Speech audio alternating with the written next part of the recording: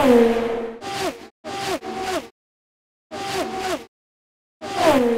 it seems like your team really has this event on lock and a great start for you tomorrow.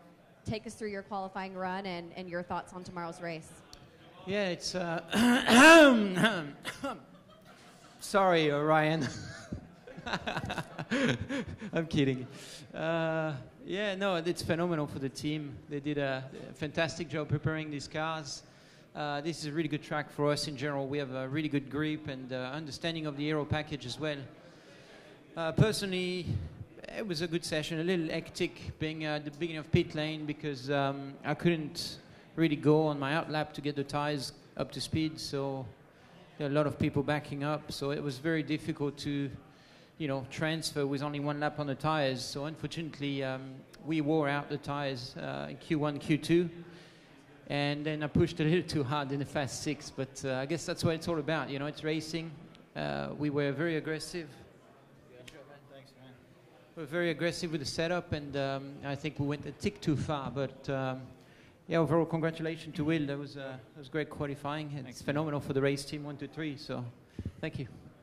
And we'll welcome in our pole sitter, Will Power, driving the number 12 Verizon Team Penske Chevrolet, a two-time winner here at Barber Motorsports Park, and also his 4th pole at the track. Will, it seems like you just qualify extremely well here at this track. What is it about your driving style and your experience here that allows you to do that? Yeah, I mean, firstly, it's having a very good team and car. Definitely working well this weekend, kind of focusing very well and making sure I'm looking at the right things. So felt like I had a much better car on used tires. I think that's where we've kind of been going wrong. And yeah, just very good result. Thanks, Scott. Also joined by Scott Dixon, driver of the number 9 NTT Data Honda for Chip Ganassi Racing. Scott also, in addition to James Hinchcliffe, has been in all Firestone Fast 6 groups so far in the 2017 season.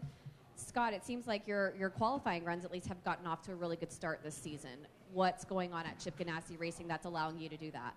Well, I don't know. I think it's a number of things, but the car's been really strong from the start of the season. This weekend we struggled with just keeping up with the car. It's been tough in the conditions out here, but I think that was kind of the best we could hope for in qualifying.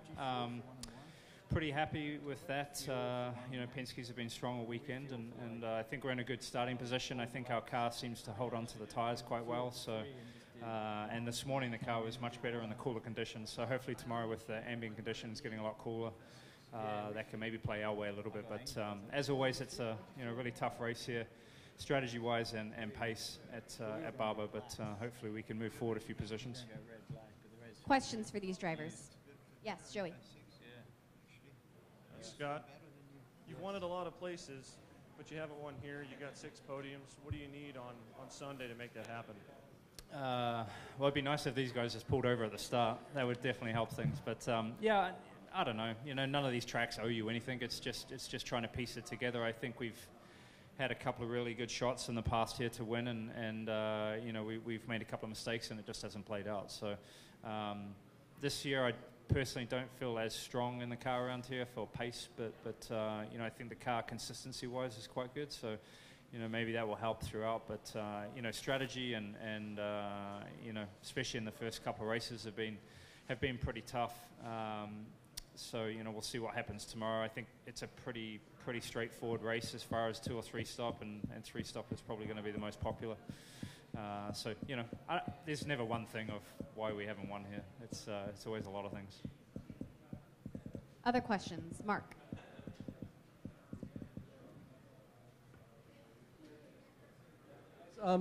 In the Indy Lights race, we didn't see a whole lot of passing. It was very hard to pass for the drivers.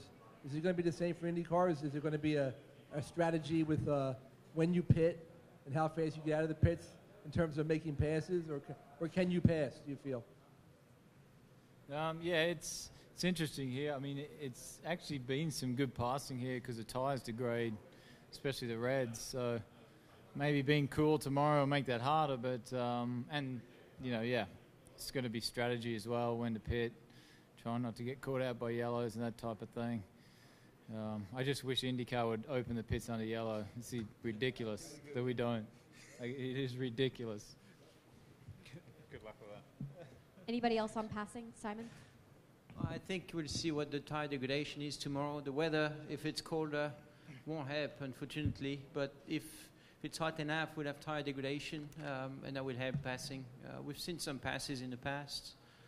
So, you know, if there is some restart, it should be exciting too in turn 5. It usually is. So we'll see. Other questions? Yes. Scott, again, if it's cold tomorrow with increased grip, I mean, how will that affect passing? Yeah, just what these guys said. I think with, you know, if you have less degradation, it makes it tougher. You know, there's less separation between each car. You know, and I think Firestone actually brought a more durable red tyre here this year. So as you could see in qualifying, there wasn't that much of a difference between the red and black, which may, you know, not help that as well. But I think, you know, if you look at the races here in the past, this has been one of our best road course racetracks as far as passing and racing. So I don't see any reason why that's going to be too much different tomorrow. But, you know, it also, a lot of it relies on how strategy plays out. If you get a caution early and it flips the field, then it gets pretty exciting. Talking about passing, with the push to pass, why is it allowed that you could use it as a defense? Why is it that the driver in front can use it as a defense mechanism?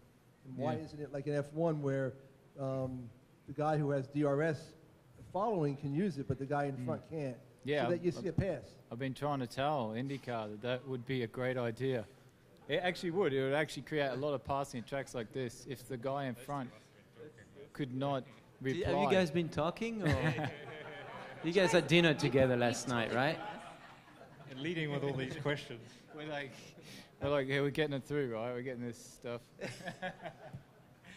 Yeah, I think it'd be a good idea. I think they should try it. I really do. At tracks like this, they should. Maybe not Road America because it's such a big, long straights where you can use a lot of it up. But I really think it would create some great racing. I give you a real driver's discussion here. I disagree, and he does too. No, I don't like it. I think it's artificial racing. If you were to disallow the guy in front of you to defend, he's just as much allowed to defend his position as the guy behind is allowed to attack him, in my opinion. So I'm totally against it. I would like to see the push-to-pass come back on restarts because I think it makes the restarts very lame and boring. But again, you're never going to have 50%, 50-50. Everybody's going to be going to have different opinions. Any other questions? Yes. Will, you mentioned opening pits on yellow. Is that something the drivers and owners have approached IndyCar about? Yeah, actually they did open the pits a few years ago. I think it was like 2012, 13, or whenever Bo Barfield was there, used to open the pits. I understand that it's dangerous opening the pits because everyone races back to the pits, but nowadays you could easily put a speed limiter on the car, so if it goes yellow, everyone goes down to a speed, and once all the pit stop sequence happens, then everyone just packs up and it's a normal restart. I mean, that would be quite simple.